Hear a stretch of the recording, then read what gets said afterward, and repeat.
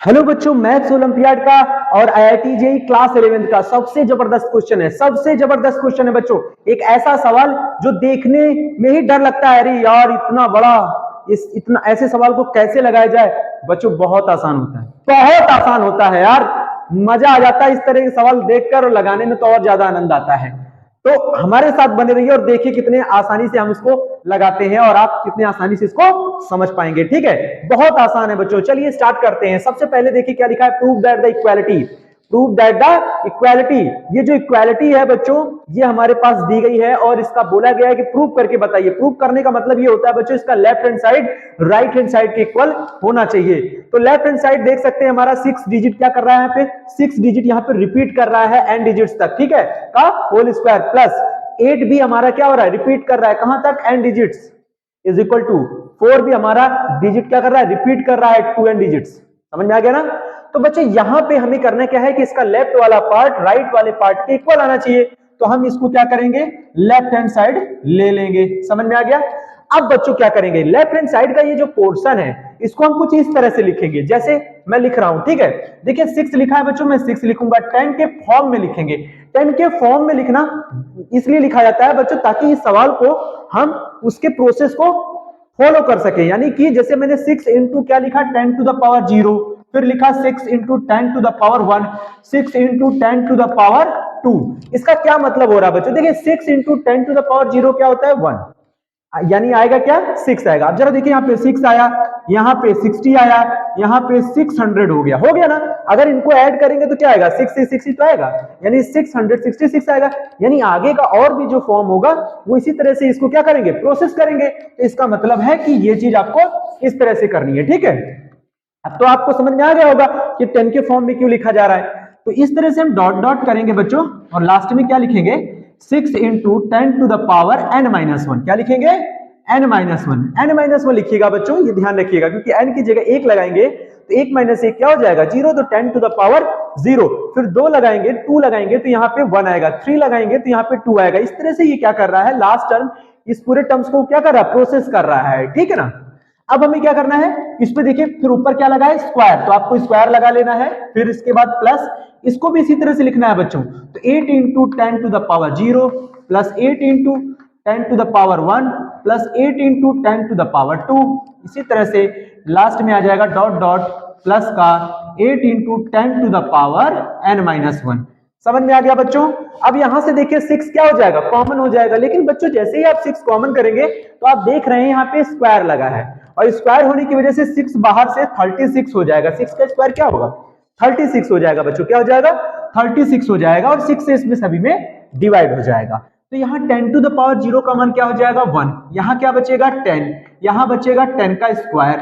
इसी तरह से लास्ट में हम देखेंगे तो बच्चों पाएंगे 10 to the power n minus 1, और ऊपर क्या लगा है, स्क्वायर, क्या लगा है, स्क्वायर। इसी तरह से हम यहाँ पे प्लस लगाएंगे और इसको भी इसी तरह सॉल्व करेंगे। तो यहाँ से 8 कॉमन करेंगे बच्चों, क्या कॉमन करेंगे, 8, तो 10 टू द पावर 0 1 हो गया, फिर यहाँ बचेगा 10, फिर 10 का स्क्वायर।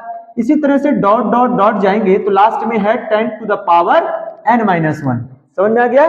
अब बच्चों क्या करेंगे कि 36 तो लिखा रहेगा, और यहां पे देखिए 1 का 10 में डिवाइड करेंगे तो 10 आएगा, 10 का 100 में डिवाइड करेंगे तो 10 आएगा। यानी यहां पे बन रहा है जीपी। क्या बन रहा है, जीपी मतलब ज्योमेट्रिकली प्रोग्रेशन, ठीक है। ज्योमेट्रिकल प्रोग्रेशन क्या होता है बच्चों, उसका सम निकाले, क्योंकि ये बच्चों प्लस लगा हुआ है तो सम करना है। सम कहां तक करना है, एन डिजिट्स तक करना है। आपको यहाँ पे बताया भी गया है कि एन डिजिट्स तक सम निकालना है, तो नंबर ऑफ टर्म्स एन लेना है हमको, क्या लेना है, एन। तो एसएन का जो फॉर्मूला होता है बच्चों, मैं यहां लिख देता हूं, SN is equal to A R to the power N minus 1 upon R minus 1। ये जो फॉर्म आप देख रहे हैं ये जीपी का है, सम ऑफ एन टर्म्स निकालने का फॉर्मूला है, जो कि इस सवाल को लगाने में ये हेल्प करेगा। यानी इसी के थ्रू हम ये सवाल को लगा पाएंगे बच्चों। तो इसको याद कर लीजिएगा, यहां पर इसका रोल बहुत बड़ा हो जाता है, ठीक है ना। ए को हम क्या कहते हैं बच्चों, ए को हम बोलते हैं फर्स्ट टर्म। क्या बोलते हैं, फर्स्ट टर्म। हम बता दे रहे हैं बच्चों यहाँ पे क्या क्या चीज है। आर होता है हमारा कॉमन रेशियो बच्चों, क्या होता है, कॉमन रेशियो, ये चीज ध्यान रखिएगा। उसके बाद हम समझ सकते हैं एन हमारा क्या होता है, नंबर ऑफ टर्म्स होता है बच्चों, नंबर ऑफ टर्म्स होता है। ये चीज आपको ध्यान रखना है, ये 3 बातें आपको याद रखनी है, तभी जाके हम सम ऑफ n टर्म्स निकाल सकते हैं। तो चलिए बच्चों स्टार्ट करते हैं। देख सकते हैं इसका पहला टर्म्स इस जीपी का क्या है 1 है, तो मुझे इस ए की जगह 1 लगाना है, ठीक है। फिर ब्रैकेट लगाना है, आर कितना है 1 का 10 में डिवाइड करो तो 10, 10 का 10 100 में डिवाइड करो फिर 10, यानी कॉमन रेशियो भी सेम है, तो वो है कितना 10 है।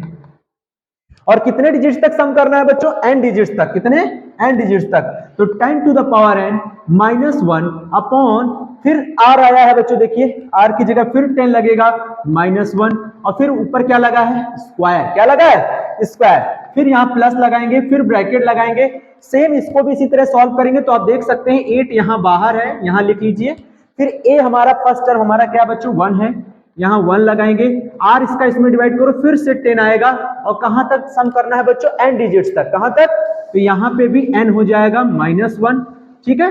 उसके बाद नीचे हम r -1 करेंगे बच्चों, क्या करेंगे r -1, तो r भी तो हमारा 10 ही है, 10 -1 कर लीजिए।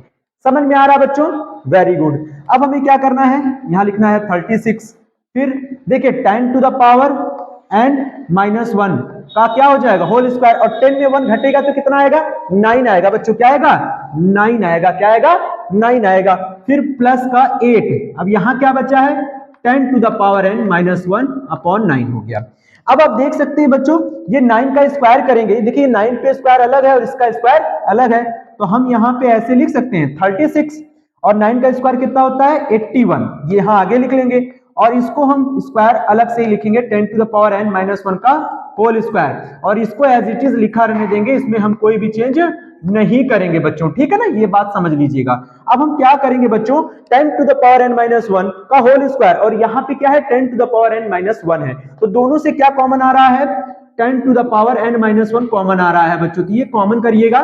उसके बाद 36 ये काट दीजिए, ठीक है, 4 9 4 जा होता है 36 और 9 9 जा होता है 81, तो 4/9 देख सकते हैं 4 8 को डिवाइड कर सकता है, 9 9 को डिवाइड कर सकता है, यानी कि 4/9 आपका क्या हो सकता है कॉमन हो जाएगा बच्चों, यानी ये चीज कॉमन होगा और इसमें से एक ये वाला कॉमन हो जाएगा, ठीक है। तो अंदर क्या बचेगा 4/9 से इसमें डिवाइड करेंगे तो ये कैंसिल, इससे इसमें डिवाइड करेंगे तो एक कैंसिल हो जाएगा, एक बचेगा बच्चों 10 टू द पावर n -1 क्योंकि होल स्क्वायर लगा हुआ है, प्लस 4 2 जा कितना हो गया बच्चों 8 हो गया, और 9 से 9 कैंसिल, ये वाला वैल्यू भी कैंसिल हो गया, यानी बचेगा +2, क्या बचेगा +2। तो आप देख पा रहे होंगे कि 4/9 क्या लिखेंगे 4/9 10 टू द पावर क्या है n -1, और 2 में से एक जब घटाएंगे तो आपको मिलेगा 10 टू द पावर n +1, क्या मिलेगा 10 टू द पावर n +1।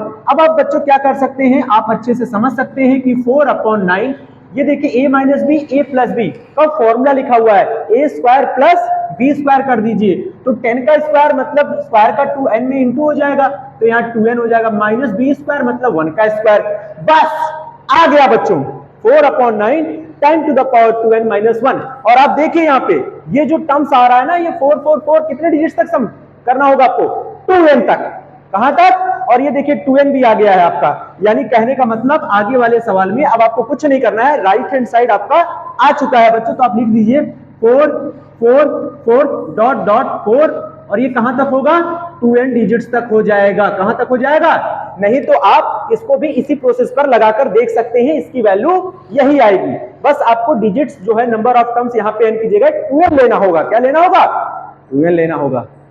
समझ में आ गया बच्चों, तो ये देखिए left hand side is equal to क्या हो गया राइट हैंड साइड, तो यह सवाल आपको इस तरह से लगाना है बच्चों। Thank you.